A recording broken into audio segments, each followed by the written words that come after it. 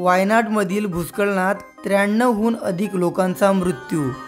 पावसाळ्यात भूस्खलनाचा धोका का वाढतो हे जाणून घेणार आहोत आजच्या व्हिडिओमध्ये। आणि वायनाडमध्ये नक्की का भूस्खलन झालं, कशा पद्धतीने झालं, यामागे काय कारण आहेत हे सुद्धा या व्हिडिओच्या माध्यमातून जाणून घेणार आहोत। वायनाडमधील मेपाडीच्या डोंगराळ भागात मंगळवारी 30 जुलै रोजी सकाळी 3 वेळा भूस्खलन झाले। तर केरळमधील वायनाड जिल्ह्यात दरड कोसळल्याने मोठी दुर्घटना घडली। वायनाडमधील मेपाडीच्या डोंगराळ भागात मंगळवारी 30 जुलै रोजी सकाळी 3 वेळा भूस्खलन झाले, ज्यात 93हून अधिक लोकांचा मृत्यू झाल्याची माहिती समोर आली आहे। या घटनेनंतर परिसरात शोककळा पसरलेली आहे। भूस्खलनानंतर ढिगाऱ्याखाली शेकडो लोक अडकले असल्याची भीती आहे। अधिकाऱ्यांनी सांगितले की मुसळधार पावसात 4 तासात 3 वेळा भूस्खलनाच्या घटना घडल्या आहेत।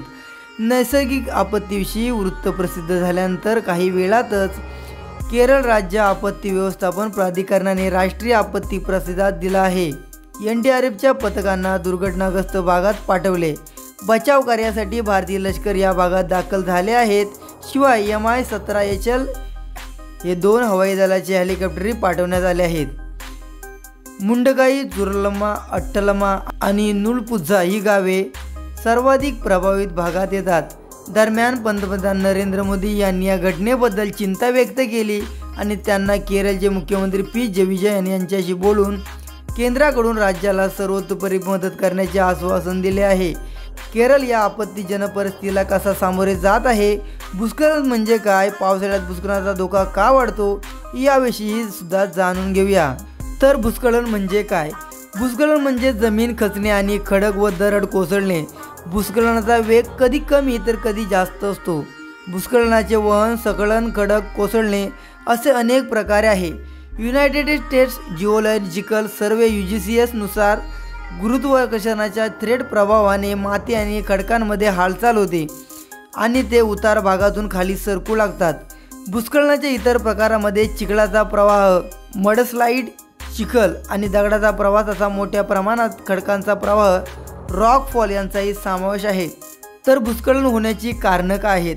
भूस्खलन अनेक ठिकाणी अनेक कारणामुळे होऊ शकते, परंतु तज्ज्ञ यासाठी प्रमुख 3 कारणे सांगतात। त्यातील प्रमुख कारण म्हणजे मॉर्फोलॉजी म्हणजे जमिनीची रचना। उदाहरणार्थ आगीमुळे किंवा दुष्काळात ज्या भागातील वनस्पती कमी होतात त्या भागात धोका वाढतो। वनस्पती झाडांची मुळे माती, झुडपे आणि इतर वनस्पती खडक बांधून ठेवतात आणि जमीन स्थिर ठेवण्यास मदत करतात। झाडांच्या मुळांशिवाय जमीन सरकण्याची जास्त शक्यता असते। वनस्पती, झाडे, झुडपे नसल्यास मुसळधार पावसामुळे भूस्खलन देखील होऊ शकते, जसे की केरळमधील सध्या स्थिती झालेली आहे। तर पावसाळ्यामध्ये अधिक भूस्खलन का होतात? भूस्खलनाचे एक प्रमुख कारण म्हणजे हवामान बदलामुळे होणारा सतत पाऊस, अशी माहिती तज्ज्ञांनी दिली आहे। ब्रिटनमध्ये 2012-2013 मध्ये हवामान कार्यालयाने केलेल्या विश्लेषणात असे दिसून आले, अतिवृष्टीच्या वाढीमुळे भूस्खलनाच्या संख्येतही वाढ झालेली आहे।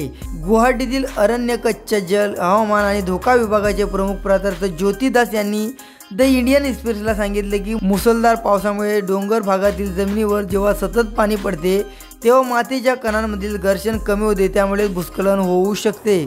तर या संपूर्ण घटनेवरती तुमचं काय मत नक्की कमेंट करा। जर तुम्ही इथपर्यंत व्हिडिओ पाहिला असेल, चॅनलवर नवीन असाल तर नक्की सबस्क्राईब करायला विसरू नका।